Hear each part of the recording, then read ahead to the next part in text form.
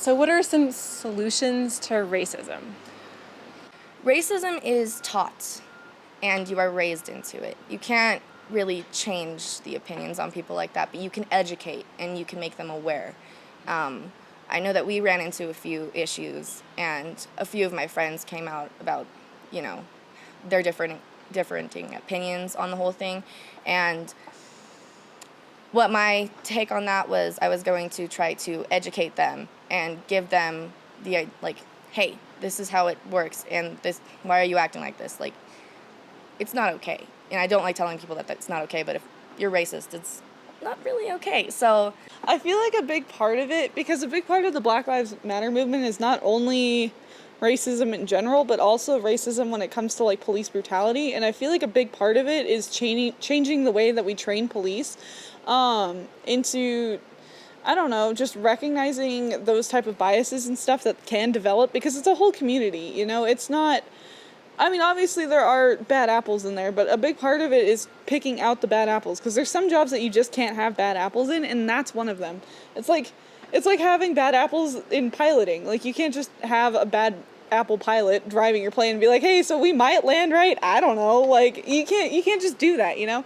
So I feel like finding a way to train police in a way that doesn't incite racism, I guess, is kind of what I'm getting at, and doing, I don't know, some sort of test or something to kind of find those kind of racial biases inside of them. And I feel like a big part of it too is making sure that police who do commit police brutality don't get off the hook with just a slap on the wrist. Finding a way so that they don't get around the law or be above the law, I feel like is a big part of it too. I mean, to me, and the understanding of most people in the world, is that issues aren't always the actions you see. There can be the blatant instances of them. You know, when we see someone like George Floyd get murdered in cold blood on the street, and it was a horrific thing. You know, that is an instance of racism that we can all look at and point to and say that is racist. But there's so many other elements of systemic racism that are across our entire culture, in our educational system, in our government institutions, not just the police. You know, they exist all across the board. And you know, I heard this great example by this professor of African American studies. I forget his name, but he illustrated racism like an iceberg. You know, there at the top of an iceberg you have the visible part, but we all know that there's like 90% of an iceberg underneath.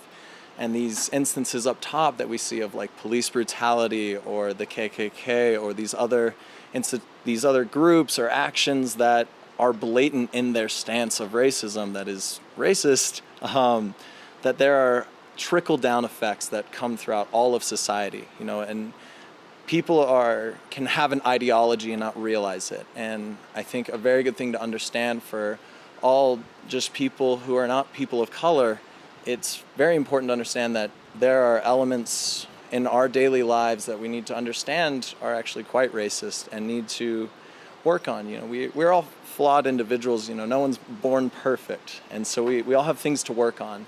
And I think, as both of these lovely ladies said, that there is an issue in our educational system that is going on, and it's not that history isn't being taught, because history is being taught, and history is a beautiful thing to learn and to understand. But when history is mistaught, it misinforms people, and they build an entire worldview around it. And you know, a lot of the issues that people who are out protesting right now is because those ideas are so enwrapped and entangled into their sense of self, even not just the ideology that they hold, that it's hard to unwind it and be like, no, that you are still a good person. When someone calls you racist and you don't think you're being racist, it's not that you yourself are entirely racist. It's a part of you that just has to change with time. Mm-hmm. And I think we have to do that on an individual level, but also a societal level, that there's going to be changes that we have to just make to progress our society. I mean, women weren't allowed to vote at one point. You know, it sounds crazy to us now, but we can't forget that. Or we can't forget about all the gay rights activists who have done things for tens of decades, moving and marching for people. And those people started a movement that we are really just jumping onto the coattails of. Right? There's a massive need for change in America and in the world, but we should start with our own communities first. And that's why I saw a lot of beauty from the protests here in Pagosa this last weekend. And I think it does show that people here realize that we need to change too. And it's a small thing, and be proud of the little changes that you make every day. If you are trying to be a better person, it's powerful what you can do. I think a big part of it too is to speak up, because a lot of the times this type of racism balls into what it is now because people don't speak up about it. And a big part of the change is not only political reforms, but also talking about it, get the conversation going, and make it not acceptable anymore. Because casual racism is such a common thing. Like, we've all heard it, it happens everywhere, and the only way to change it is to make it not okay anymore. And that's a big part of it, is just speak up about it. Don't be shy. Like, it's not okay, and make it known that that's not okay and that's not acceptable around you. And that's the only way to shut it down. Can I say one thing? Yeah. I'm also going to throw this in there. Some of my friends who came to the protest and were moving with us, being really good about it, I've been seeing posts with slight, jokes on it and stuff, and they're, joking about how their privilege isn't their white privilege. And I just wanted to say, white privilege is a very real thing. Even if we don't see it, I know people of color notice it. You should recognize that you have white privilege. It's there, and it will always be there, unless things change, And one of the things I'd like to add on to that is, if you are going to recognize that you have your white privilege, use it for good. Speak out, Exactly. talk about it, like Ariana was saying. Bring the conversation up. Even if people are uncomfortable around you, it's okay to disagree, but make it known, Yeah.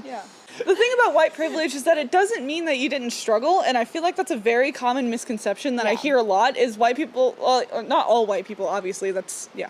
Anyway, my point is, just because you struggle does not mean you don't have white privilege, right? Exactly. So, you just struggle, even if you're poor and you couldn't get food on the table sometimes, and yeah, that's hard, but that doesn't mean you don't have white privilege, you know what I mean? White privilege is getting pulled over and not being afraid that the cop's gonna shoot you for no reason, Or you not, know? going to the grocery store, not being scared that you're going to get in trouble for something you're not doing. Right, Yeah. exactly. White privilege is not being afraid of existing because of your skin color, and that's the part that I feel like a lot of people are missing.